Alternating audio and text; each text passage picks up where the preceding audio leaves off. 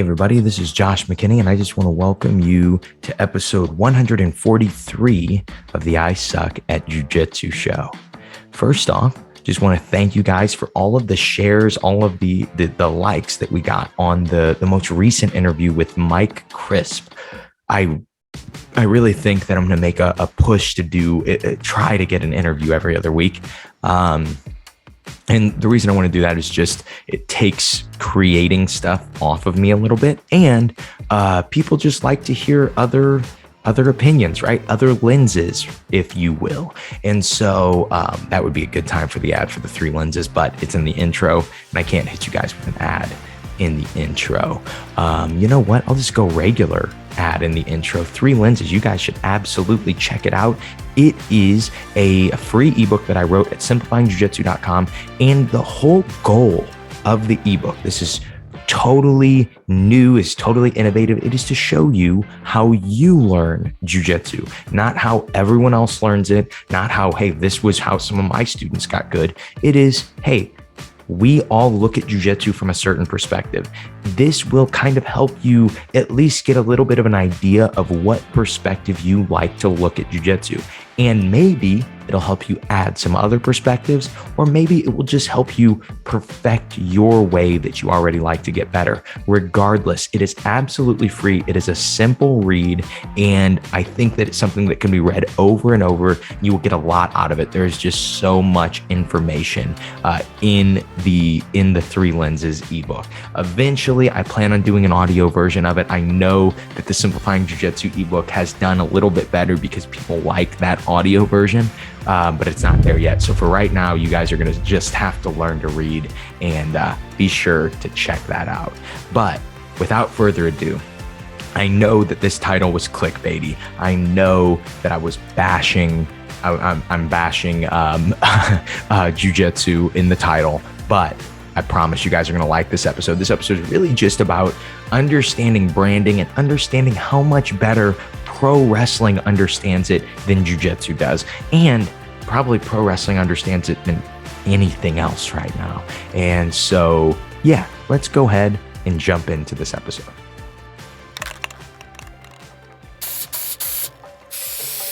Before we get into the episode, hey guys, Josh here, just in case you didn't recognize my voice. But anyway, before we get into the episode, if you guys have not done it yet, give me a 5-star review on whatever platform you are listening to this show on. If you're watching on YouTube, give me whatever you're supposed to give me, a like, a comment, a subscribe, whatever you're supposed to do on YouTube. But regardless, give me some type of feedback letting me know how much you guys are enjoying the show and how much you are getting out of this free content. I cannot keep producing free content unless I'm getting 5-star reviews, because that is what is boosting my brand and helping me reach other people just like you and help them suck just a little bit less at jiu-jitsu. So I won't ramble on.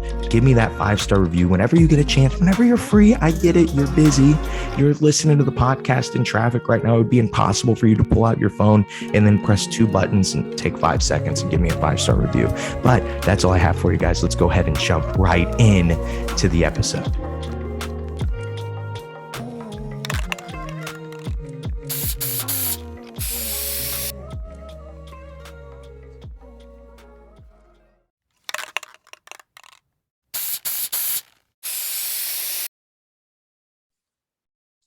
This episode was inspired by a few things, and we will talk about all of those things today. First, this episode was sponsored by a podcast between Triple H and Tim Barris. We'll talk about that probably first. But it was also inspired by me being at 54th Street Bar and Grill the other night and noticing bowling on TV. And there was a specific reason that I noticed bowling on TV. And then lastly, this episode was truly inspired by the Vacation Bible School at my church that I have been helping with, because I have this theory, and this theory is that everything is pro wrestling. At least eventually, everything becomes pro wrestling when done right. And I want to explore this theory. And this really isn't a pro wrestling episode. I'm sure I'll get more pro wrestling references in than I normally do. But This is more of a understanding branding, understanding where, at least where I think the future of jiu-jitsu is going.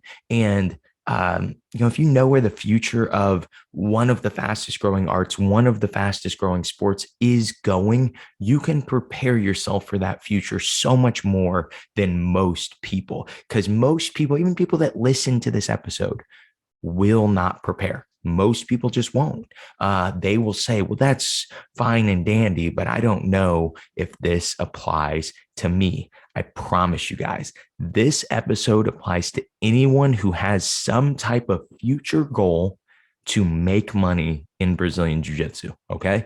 And so at first it might feel a little over the top, some of the stuff I'm talking about, but I promise we will get it to be very easy, very attainable by the end of this episode. So we're going to start out with the theory that everything is pro wrestling. So I was listening to a podcast with Tim Ferriss and Triple H. This is from years ago, really good episode. I think it's before Tim even got to like episode 100 on his show, and he's at like episode 500 now. So it's a very long time ago.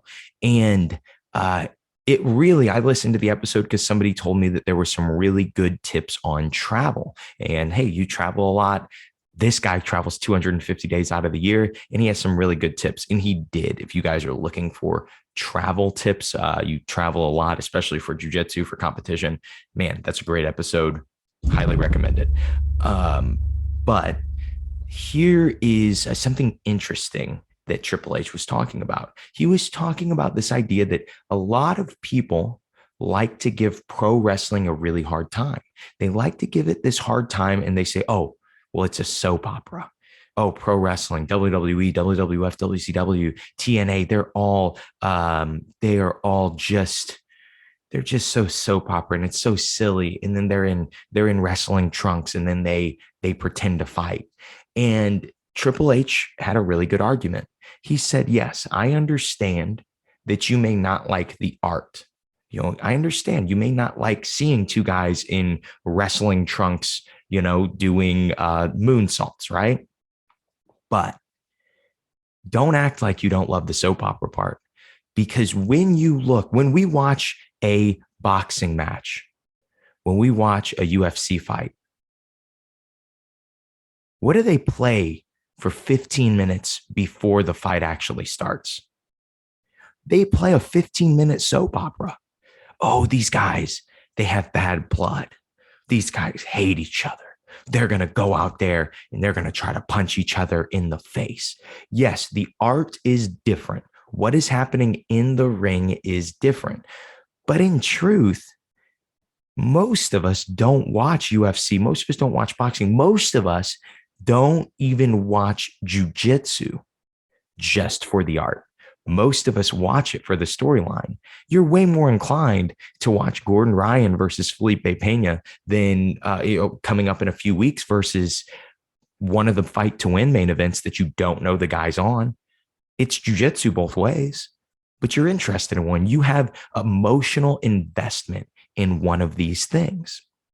And so that's kind of what Triple H had to say on the topic. And obviously, he's a pro wrestler. Of course, everything is pro wrestling to him. Everything is jiu-jitsu to me, right? Well, let's talk bowling. So I was at 54th Street on Monday. I'm helping with Vacation Bible School at my church this week.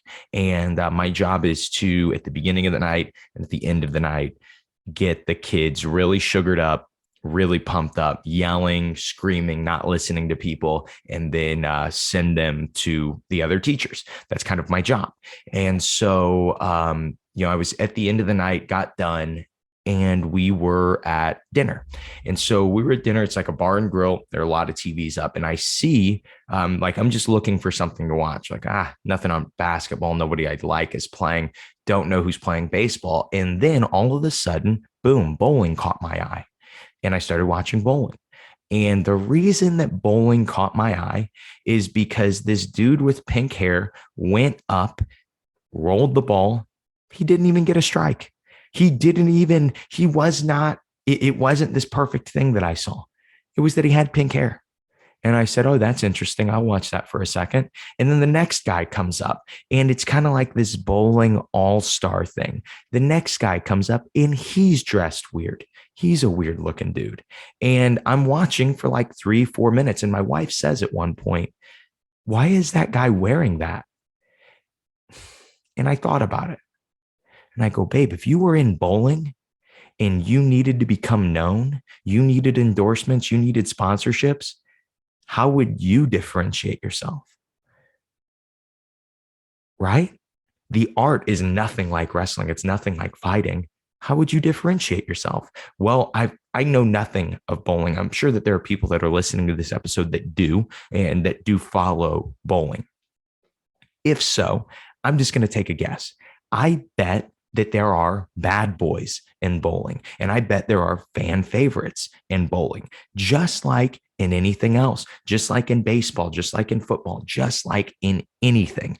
Let's say Tom Brady, somebody I talk about on the podcast, whether or not you like or hate Tom Brady, most likely you had an emotional response to me saying Tom Brady. Most likely you either went, oh, the GOAT, or you went, oh, the cheater, right? You said one of the two. That's branding.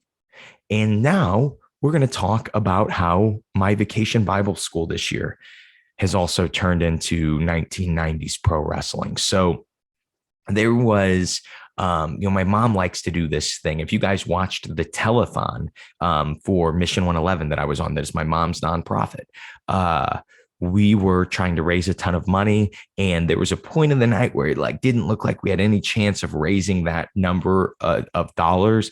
And my mom just kept sending me out on screen, just like, just go keep asking. You're gonna get it. And so she loves to do this, just to preface this a little bit. And so for Vacation Bible School at our church this year, I do this job every year, this kind of like intro, outro every year of Vacation Bible School. And this year she said, hey, your job is really nothing else this year but to try to get us to 300 kids. And I was like, whoa. I don't even know have we ever had 200 kids? 300 is excessive. And so we started thinking about what could you do? What could you do to get 300 kids? Well, like maybe there's a big prize at the end. Maybe there's this, maybe there's that. Well, then we decided maybe one of the leaders should have to get their head shaved if the kids can get to 300 total kids. And there was debate. Obviously, the first person thrown into the hat was me. But I avoided it. I didn't text people back, stuff like that. I avoided it. Then one of my, actually it's one of my purple belts, but one of the guys from my church, he said, you know what, I'll do it. He's a part of the security team for Vacation Bible School. And we thought, okay, he might have enough clout to really get these kids going. But as we got closer, we really didn't have much of a plan on how we were going to approach this. We just knew you get to 300 kids, Ross gets his head shaved, whatever. And so we, Ross and I talked about it. What are we going to do? And as we got more into it, said, hey, we got to get these kids to hate you, Ross, because I got Ross on stage on the first night. Like I said, we had no plan. I just wanted to get him on stage. I wanted to tell them about the potential of Ross getting his head shaved. We all start chanting, me and the children start chanting, shave Ross's head. It's how we close out the night. Pretty good closing for the night, but not perfect. So night 2, Ross comes in, he's got some ideas. And me and Ross had joked a little bit about, hey, maybe when you're doing those closing announcements, the parents are there, everybody's there. Maybe when I'm doing these announcements, you like have entrance music that pops off and you come out there and you play the bad guy. And so we get to talk about, hey, what are you going to say? And how we kind of leave it is this. Okay, Ross. It's 1990s pro wrestling. And this is how they used to do things like in the 80s and the 90s in pro wrestling. They would hand a guy a microphone who was good on the mic, and they would say, you have 8 minutes. Make sure everybody hates you in those 8 minutes. Go talk about whatever you want, but make sure that they hate you, because then they love the good guy even more. right? If they can hate you more, they can love the good guy even more because he's going to hopefully beat you, right? So that's what I tell Ross. Hey, Ross, I say, we've got 7 minutes. Come up on stage, make everybody hate you. And so I'm about to start, and literally nobody in the entire place. There are 300 plus people at the church at this point. Nobody has any idea besides the tech guys in the back, the two tech guys that are in the back, what's about to happen. And so I start my announcements as I do every night. And then all of a sudden, the old NWO entrance music, the old I want to say it was the NWO White. Yes, it was definitely the NWO White. That like guitar, the da da da da da da da da da da starts on the speakers, and I play dumb. Oh my gosh, what is that? What's that noise? And down the aisle walks Mr. Ross from security, walking like Razor Ramon, has a piece of trash in his hand that he just throws behind him at the kids, gets on stage, starts holding his nose like the kids stink, starts stroking his hair, talking about how he's going to go wash it for the next he goes, I'm going to go home tonight. I'm going to wash my hair. I'm going to condition it. I'm going to dry it. And then I'm going to do it again. And he's telling the kids there's no way that they're going to invite their friends. These kids are lazy. If they were 90s kids, they would do it. But if they were 2020, now they're 2020 kids, they're lazy. He said at one point, all you kids are at home. And this dude is just roasting these kids at Vacation Bible School. It's hilarious. But at one point, he says, all you kids are at home. And these kids are like first through sixth grade mainly. He says, you're all at home being lazy, watching Coco Melon. And for those of you who don't know, who don't have any young kids around, Coco Melon is the worst. It is like these nursery rhyme songs with cartoons, and usually kids watch it like 2, 3, maybe 4 years old. You don't really watch Coco Melon even to 4. Coco Melon is kind of considered a baby show for a lot of us growing up. It would be like if you said you watch Teletubbies, you'd be like, I don't watch Teletubbies. I'm not a baby. And so Ross says this and gets the loudest pop I've ever heard. The crowd roars. Kids are screaming at the top of their lungs, shave Ross's head. And that is just a funny story to really talk about how everything is pro wrestling. Tonight, Ross wasn't able to come. And so he and I filmed something, a promo, if you will, where at the end of the night, because he also came into the announcements last night. He actually came into the announcements last night and he didn't tell me anything. And he's like, hey, I got a surprise for you. And I said, okay, great, Ross. Because he's like, okay, no one gets to know what I'm about to do up there. And so he wrote a poem and it went something like, roses are red. My hair is posh. I think the head that should be shaved is Josh. And the crowd roared to that. And if the kids get 300, I'm going to get my head shaved now too. But anyway, all that to say, these are things we stole from pro wrestling. When you watch UFC and they do things like this that are crazy, and Conor McGregor is throwing water bottles at Nate Diaz.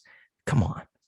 Those things are staged. They got millions of views. And maybe they are not staged in a sense of Nate and Conor sit down and discuss what they want to do. But they are staged in a sense of Conor and his team are like, hey, how could we make more money? Because I get paid for pay-per-view buys. And they go, oh, well, you need more bad blood. Go do something crazy. And Conor will go do something crazy. And so, that's how you run a Vacation Bible School. At one point, Ross said, how come everything turns into pro wrestling? And the truth is because pro wrestling, one of the first arts to start figuring out how to truly monetize. And it wasn't in the art. It wasn't in going to carnivals and having really awesome wrestling techniques. It was actually going to carnivals and having a good storyline. The storyline is what people follow. Okay. And so that does not mean that I'm telling you that you need to be Gordon Ryan. Okay. Like I said at the beginning of this episode, we're going to get this. This is kind of going to funnel down into something a little more specific. But this is important for a lot of people to understand. You hear this in jiu-jitsu, but it just seems like people don't comprehend it. World championships do not translate to money. And most likely, you'll never win a world championship. Most likely, right? Percentage wise, there are more people in jiu-jitsu than ever, right? There are 7 black belt adult world champion male, 7 in female every year. That's it. I guess 8 if you include the open class, but generally the one of the people that's of the 7 wins the open class too. So what does that mean for you? Somebody who doesn't have world championship skill, but you want to make money doing jiu-jitsu one day. Okay. So this is something that we've talked about a long time ago. I think the episode title was How to Make Money Doing Jiu-Jitsu.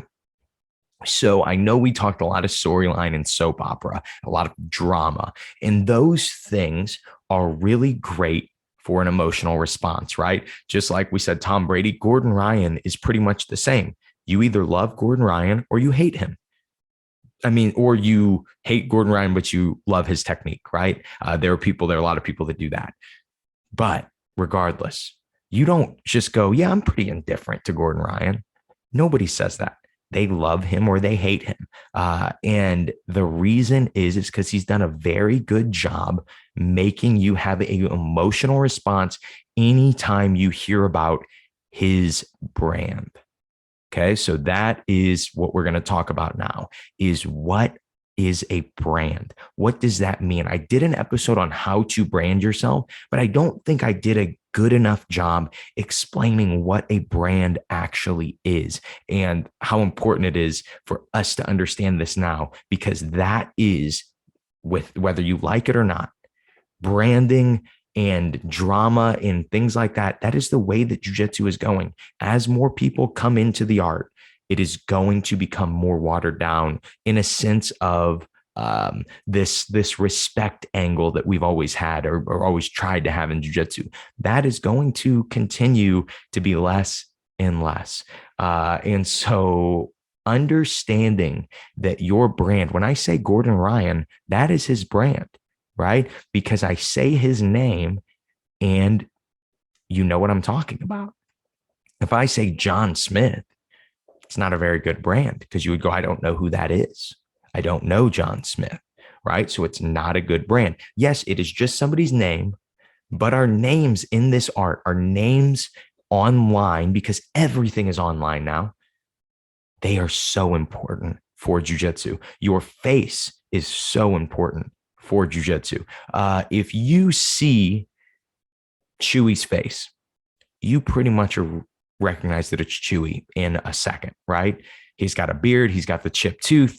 You know Chewy. You've seen him a million times. That is his brand. You know what else is his brand? The name Chewy. It's not even his name. Who knows what his name is? I don't. I've known the guy for years. I'm pretty sure his name's Chewy. But when you see these people, when you see that they are building these brands and then they are able to monetize them, right? He's taken Chewy, for example, has taken this to YouTube. He's not famous because of his competition accolades. You may even click on his videos and assume that that is why he is famous. And he does have competition accolades, but that's not why he's famous. That's not why you guys know who I'm talking about. You know who I'm talking about because he did something for you. He helped you with something, most likely. You typed in day one jiu-jitsu, and he popped up and he said, hey, here are some tips for you on day one. And one of them was really helpful. And so then the next time you saw his face and it was with a caption that you liked, it was with something that was a little bit clickbaity, like pro wrestling is real, jiu-jitsu is fake. Something a little clickbaity, you said, I trust Chewy. I trust that he has a good opinion on this. And I recognize this brand. I recognize his face. I recognize his YouTube channel. I'm going to click it. And you watch that video. And then he says to you, yeah, and I also have some paid videos that you could buy. And you go, whoa, He's just been giving this stuff out for free and it's really helped me. I wonder what his paid videos will do. I wonder how much those can help me, right? So even though we're not branding like they are in who's number one right now in jiu-jitsu, right? Where they're trying to create villains and trying to create heroes and you know doing an all right job at it. Eventually it will probably, as more money gets into jiu-jitsu, as more personalities get into jiu-jitsu, it will hopefully be less cringy than it is right now. But that's not what we're talking about. We're just talking about whether or not you are going to be remembered. And that has to do with what you did for people, whether it was that you gave them somebody to hate, you gave them somebody to love, or you helped them solve a problem. And that is going to be what I think. And I think that most of us should focus on when it comes to branding, because most of us aren't over the top personalities. I know that's coming from me, who probably could be an over the top personality if I wanted to play that in jiu-jitsu. But to me, it's a little bit of a short game, right? Because once you are this legendary competitor that everybody hates or everybody loves, then you stop competing. A lot of times your only value was as a competitor. So you have to be able to, no matter what, whether you were great or you were terrible, you have to be able to help individual people. So you could start a podcast called the I Suck at Jiu-Jitsu Show. That was my first bit of branding. That was technically, it wasn't my first bit of branding. That was my first bit of jiu-jitsu branding. I actually did. I don't know if I've ever even talked about this, but I did a terrible job branding when I was younger because I branded myself into a corner. I didn't do a lot of jiu-jitsu content, even though I should have been more forward thinking. I did a lot of funny content. And on Instagram, I was starting to get a lot of traction on Instagram. I had like 30,000 followers. And this is like 5 or 6 years ago. And so this is when 30,000 followers was actually more relevant on Instagram, and you could turn that into something. This was before the algorithm would push you down if you weren't getting a ton of likes. It was like, hey, all 30,000 of these people are going to see what I have to say. And so it was a really good time. But my brand, it wasn't what I wanted to do. I didn't want to make funny videos. I didn't want to be a TikToker or an influencer. I wanted to do jujitsu. I wanted to beat people up. And then when I had to start to change my brand, when it was time for me, probably 3 or 4 years ago, I decided I wanted to do something in the jujitsu space online, because it's just very obvious that brick and mortar is a great way to survive in jujitsu. It's a great way to thrive in jujitsu, is to have like a gym, right? But it's not the only way. And being able to be anywhere, in quotes, by being online is just so efficient. I'm in your car right now. We could be in Idaho. We could be in New York. We could be in Florida. We could be in Granite City, Illinois. I'm not sure, but I know that I'm somewhere, right? And that's only possible because I'm online. When I started to do that, when I started to change that brand, I actually started to lose followers. I think even at this point, I have 24,000 followers. I've gone down to like even the 15s at some point, because I was trying to transition to jiu-jitsu. I was trying to say, hey, this brand, I got to tweak it. And honestly, this is a really good lesson, because it was really hard to totally shift my brand because I had to start from the beginning. I had to start over. It was bizarre to go, wait, these people used to love me, and now they don't like anything because it's just me wearing a gi. You know, it's not super humorous. It's good jujitsu stuff, but they don't do jujitsu. And so when we are creating a brand, we want to be smart about it. We want it to represent our future. That's how I think about my brand, the I Suck at Jiu-Jitsu Show. I get excited and talk to you guys about how many more listeners we have, how much better the podcast is doing. The podcast has hit in what month is this? July. The podcast has hit like nearly every goal that I had set for it this year. I think every goal that I've set for it this year, except for one, and it's kind of a little less tangible or understandable of a goal that I can't really know until the end of the year. But it has accomplished everything. That doesn't mean that I'm still in the same office in the same small house, right? That doesn't mean that it's changing anything yet, but it does give me a really good glimpse of the future. If the podcast keeps growing the way that it does, that it has been, and doesn't even hit any more big spikes, it just keeps growing percentage wise the way that it does. And usually as things grow, they tend to explode a little bit. But let's say it just does, just a little bit at a time. Probably in 2 years, in 2.5 years, which for me would be 100 episodes, 125 episodes, I think I won't be here. I think it'll be a much different podcast. I think that we will, I think the Simplifying Jiu-Jitsu brand will be much bigger. And the reason I think these things is because I get to see the numbers. I get to see them every day. And it has been the future that I've been focused on.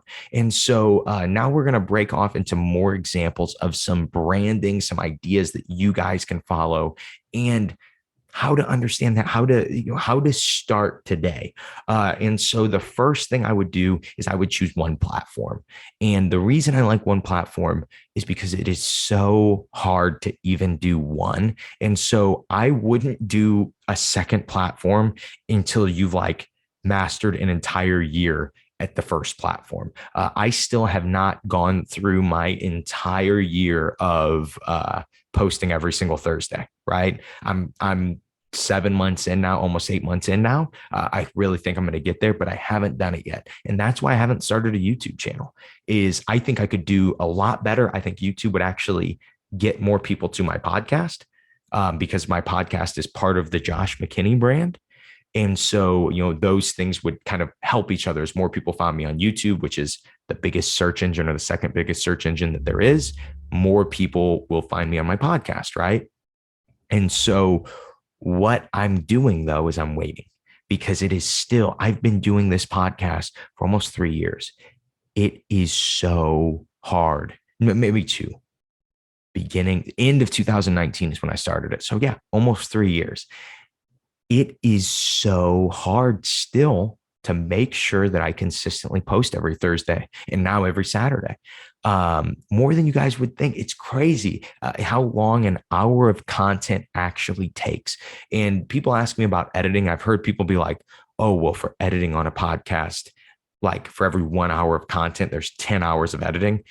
Maybe for an in-person, like 3-person podcast, where you're all on different mics and those things do need to be edited and the video needs to be clipped together. But the truth is, my editing doesn't take me very long. Most of the time, it's just one straight through take. I just put it into into the thing that I already have for podcasts, and it's pretty done, right? Maybe it takes an hour to edit for an hour podcast for me. And so that really isn't the battle, is the editing. Even doing the episode, even the hour of doing the episode really isn't the battle. Making sure that I'm rested enough to be able to talk for 20, 30, 40 an hour and not sound stupid and not get so tired and not crash. That is the battle. And then doing that every single week, because every single week I'm having to think of a new topic or revisit an old one or find a new interview, right? And that is not to say that, hey, podcasting's super hard, don't do it. Just understand, if podcast is what you want to do, it's going to be hard. If it's YouTube, it's going to be hard. If it's Instagram, it's going to be hard. And I know those things sound simple. Well, I have an Instagram now. I post sometimes. Yes, but to post consistently, because that's really what you are going to need to differentiate yourself, is consistency over a long period of time. I would plan 2 years. And that's why I think you should start now, is because it takes so long. I started as a black belt when I started my podcast. It wasn't like I was some brown belt that had not competed or a purple belt that had not competed. I've been competing all over the Midwest. I've made a good name for myself in jiu-jitsu, but still, we're on year 3, right? And the podcast is just now starting, literally just now starting to really grow. Like the first 2 years, there were so little change in the number of listeners week in and week out. There was so little. It was just such a fight. But I also wasn't consistent during that time. When I started getting consistent at the beginning of this year, things started to work. And if you watch anything about starting a YouTube channel, starting a podcast, starting a big Facebook or an Instagram, the first rule they will always tell you 100% of the time is you've got to keep doing it. It is consistency. If you think one video or one post or one thing is going to change things, it's not. Even if it was a really big post, just like we talked about with Chewy, you watch that video that is helpful. And maybe it just gives you a little more trust. You don't most likely you don't subscribe right after that, unless you're like gung ho about jiu-jitsu and you're brand new to it. Most likely you don't subscribe until you've seen 10 videos of his, until he is a familiar face and it clicks you and you go, oh, wait, I don't even subscribe to this guy. And then you click it, right? So it is about consistency. And the reason that you find this guy, the reason you find Chewy on YouTube is because he's been consistent for years. So then that brings up the next question: is there, should you focus on something that's new? You know, like, hey, podcasts are still kind of growing, but did I miss the podcast game? Did I miss the YouTube game? Did I miss Facebook, Instagram, TikTok, whatever you want to brand yourself on? Did you miss it? No. If you will have value eventually and you're consistent, eventually you will be found. And maybe there are people that have been consistent for years and haven't yet. But just when I talk to people that are successful and people that are successful in this space, they always talk about consistency. They always talk about how you just have to keep doing it, keep doing it.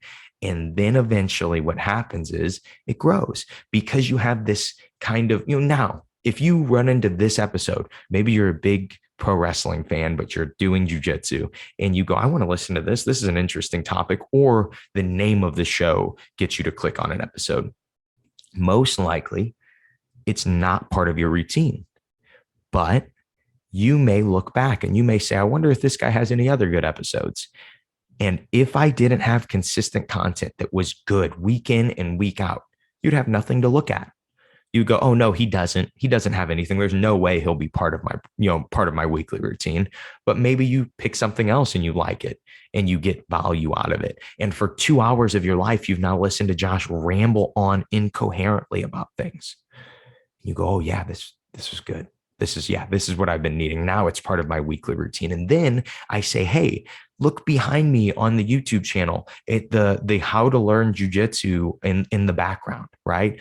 Check that out. That's a really great instructional that me and my dad put together. And then you go, hey, I trust this guy. He gives out free content week in, week out, and I love it. I bet you that his paid content is even better. If he's willing to sell this one, it's got to be even better than the stuff he gives out for free, right? Because the stuff he's giving out for free, really, if you think about it, is just like a 1 hour ad for the stuff that I'm trying to get you to buy. But there's value in this ad, right? I'm teaching you something. Me providing that value is what you want. Hey guys, Josh here. Just want to interrupt really quick and tell you about something really exciting we have going on at simplifyingjujitsu.com. So and when I say we, I mean my father, black belt Steve McKinney, and myself just released our first ever instructional together. It is called How to Learn Jiu-Jitsu. For those of you who don't know, there was a pretty big piece of our training where it was just my dad and I. We were kind of learning Jiu-Jitsu on our own. First, we had to learn how to learn Jiu-Jitsu on our own. And that is what this instructional is about. It is all the different training methods that we've learned, all the ideas, all the conversations, the way we learn to talk to each other to progress at Jiu-Jitsu. There is 3+ hours of bonus content on this already really cool, aesthetically pleasing instructional. And this bonus content is match breakdowns. It's longer rounds between my dad and I. It's us, me teaching my dad designated winner for the first time, totally uncut, just us conversating and doing designated winner as he's trying to master a position from the guard. And so there is so much free content on how to learn Jiu-Jitsu. This is only available at simplifyingjujitsu.com. The link is going to be in the description. Be sure to check out and get your copy of How to Learn Jiu-Jitsu, only available at simplifyingjujitsu.com. Let's get back to the episode.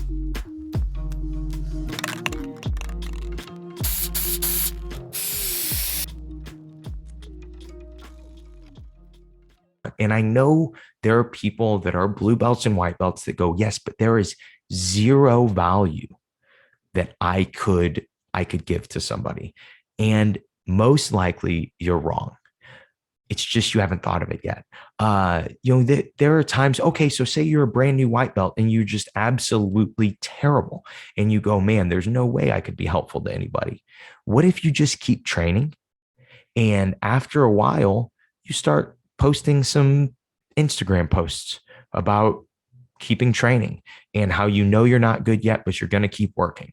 And you post some hashtags with it, and you start posting this consistently. You maybe even create your own hashtag, of white belts that suck, and you can create your own movement off of that. And so now you have white belts that suck, and you can turn it into its own Instagram page, and people will tag you in it. White belts will tag you in it with their own stories of how they suck. And then you can make white belts that suck t-shirts. And then you have 100,000 of followers on your Instagram. And somebody like Josh McKinney, who hopefully his podcast at this time is just blown up and he's just making billions of dollars. And he says, hey, I would love to sell one of my instructionals on your white belts that suck channel, because I know that the 100,000 people that watch you, they like what you have to say, and they feel like they suck at jiu-jitsu. You just created this amazing brand, right?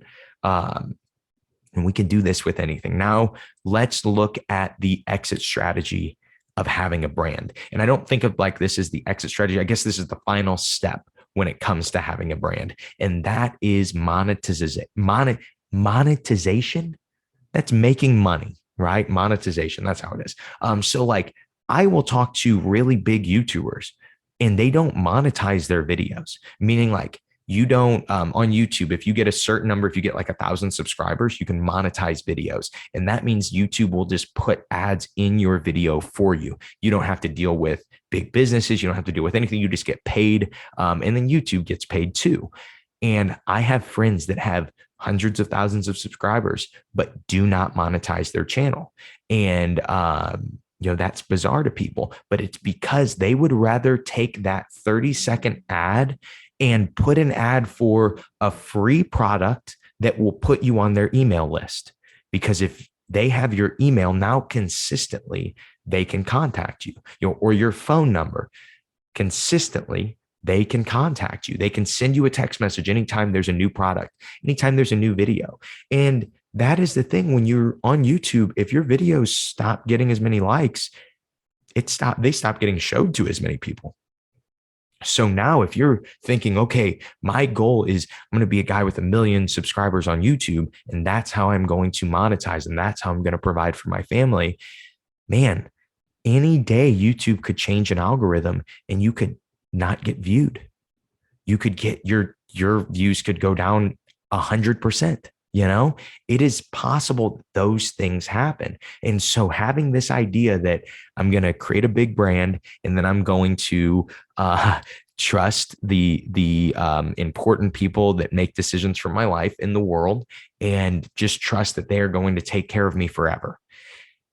You really shouldn't do that. You really should try to get more of it into your hands. One of the easiest ways to do this is to create an email list or a phone number list and start to actually get the contact information of the people who like your content.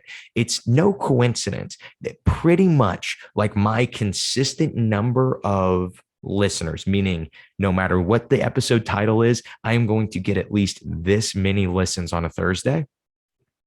That number is almost always exactly the same as the number of people that I have on my email list for my my 3 lenses ebook right now. It's also my email list for my Simplifying Jiu-Jitsu ebook too, which I still haven't revised, so I have not re-released it yet, but eventually I will. But for the 3 lenses ebook, it's because there are a certain number of people who trust me enough to listen every week. And those same people trust me enough to get my free ebook. But let's say that for whatever reason, my podcast got taken off of Apple Podcasts one day, which would be really tough for me because most of my listeners listen on Apple Podcasts. And so I would lose like 80% of my listeners besides the people that went to a new platform, which, let's face it, you don't like the show that much. But let's say that happens. One, if it happens, there's going to be no explanation for my people that listen on Apple Podcast. And if they don't follow me on Instagram or I don't have their email, I have no way to tell them, right? I also have no way to tell them when I release something new. I have no way to tell them when I'm going to do a seminar, no way to tell them any of these things. And so that is why we need a good way to monetize, right? We talked about like selling t-shirts for the whatever I said, the white belts that suck brand, right? But it's not just selling t-shirts, right? It is ad space. It is all kinds of different things. Maybe you start a white belts that suck podcast and it just helps you grow the brand even more, right? But the big thing that you would need would be that consistency. And starting now, when you're a blue belt, when you're a purple belt, because you not because you need to monetize today, but because you need to monetize, or you may want to monetize 3 years from now. Imagine if you made that decision for yourself today and you said, I'm just going to be consistent, and you planted those seeds now. When it's time to harvest in 3 years, 4 years, 5 years, guess what? In jiu-jitsu is 10 times, 100 times bigger. It'll probably be. Think about that. Think about where you would be at. Think about how far ahead you were going to be compared to everybody else in your city, because you were doing free seminars in your city when you were a purple belt and then collecting people's emails, right? Or free seminars for police officers and collecting people's emails. Or I know I'm telling you guys to give away stuff for free, but I promise you the value in emails, the value in phone numbers is way more than the $50 you would get from the seminar. I promise you. If you get those 100 emails versus if you got that $5,000 or $2,500 from the seminar, I promise you, because you can do it consistently, right? Week in, week out. And those things, those people can become your fans because now you have a way to talk to them and tell them about this cool stuff that you have going on that they are already interested in and that they already enjoy. And so that's where I'll leave you guys today with branding. I don't want to get, I'm pretty off the rails already. I guess I'll leave you guys with something just really, really simple. I talked very abstract the whole time, so we'll just go really simple. Let's say I'll give you a really quick, like 3-step plan for where to go from here. Okay. So if you want to do something in the jiu-jitsu space, especially online, but honestly, even not online, what you should do. If it's not online, you should probably start to do local stuff that is free. Any chance you get out there, collect people's emails, let people in your area know that like when somebody in Granite City hears the name Josh McKinney, if they've heard it before, they probably think of nothing else than, oh, that guy does jiu-jitsu. I know that. That guy does jiu-jitsu. I mean, he's done jiu-jitsu in Granite City, in a small town for 14 years. That guy does jiu-jitsu. He has a gym. He has a bunch of students that I work with and stuff. I know that name. That is my local brand, is that guy does jiu-jitsu. And he's crazy. But what about not local? What about more online? Same thing. What free content? What problem that I'm having, that a white belt's having, that a female white belt's having, because you are a female and you know how to speak into that a lot better than Josh McKinney does. What problem could you solve? And what platform could you solve it on? Is it going to be a podcast? Is it going to be a YouTube channel, right? What is it going to be on? But what problem could you solve for people for no other reason than letting them see your face and say, hey, when I see that face, I know that they're going to help me. I know that they care about my jiu-jitsu progression, or that they care about the social aspect of jiu-jitsu and they help me with those things. Then focus on consistency. Do that every day for a year. Do it every day for 2 years. You will find ways to monetize once you build a brand, but you cannot start, you don't just start a big company without customers. You find customers first, and then you create something to sell them, right? All of my friends that have big YouTube channels now, that have big podcasts now, I don't think any of them started running ads for like years. All of them. They got big first. And then they go, hey, some other people run ads. I could do that. I could run ads. And then they actually have 100,000 subscribers. So I'm running ads with 500 subscribers and no one cares. And it's not really producing anything. But my friend who waited and is running the ad with 100,000 is making 20 times more than me. Right. So that is where I'll leave you guys today. Hopefully you guys picked something up about branding, about separating yourself in the jiu-jitsu space. I know this was a random one, but hey, I was just doing vacation Bible school, give me a break. But that's all I have for you guys today. I hope you guys like this episode, and I hope today's episode helps you guys suck just a little bit less at jiu-jitsu. Have a great day, guys.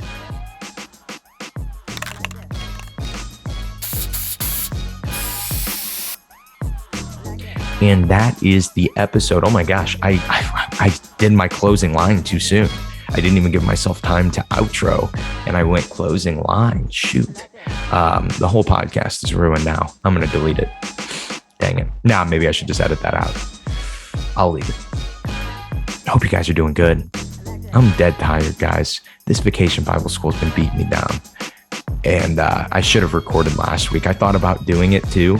And I was like, nah, you know what? I'm just going to record. I have a really good routine now. I'm going to keep my routine.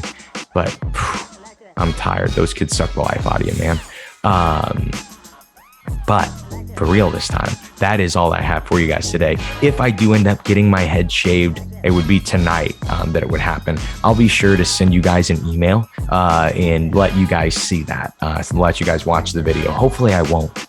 But yeah, if it happens, I'll send you guys a video on my email list. So if you guys don't subscribe to my email list, be sure to sign up for your free copy of the 3 lenses, and it will add you to my email list. The link is in the description, and it is also at simplifyingjujitsu.com/3. And so that is all I have for you guys today. Hope you guys enjoyed today's episode, and I really, really hope that today's episode helps you guys suck a little bit less at branding, a little bit less at pro wrestling, and most importantly, I hope today's episode helps you suck just a little bit less at jiu-jitsu.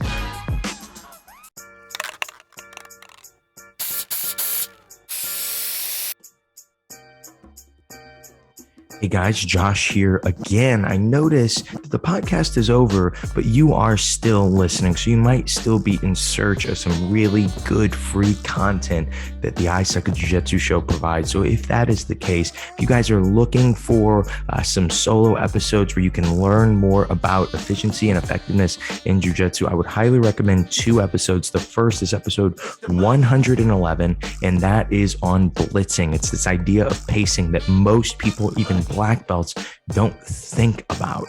And then episode 129 is on designated winner. It is this new training concept that we have been doing at my team. We've been talking about a lot on the I Suck at Jiu-Jitsu show. I've actually been traveling the country and teaching this training method.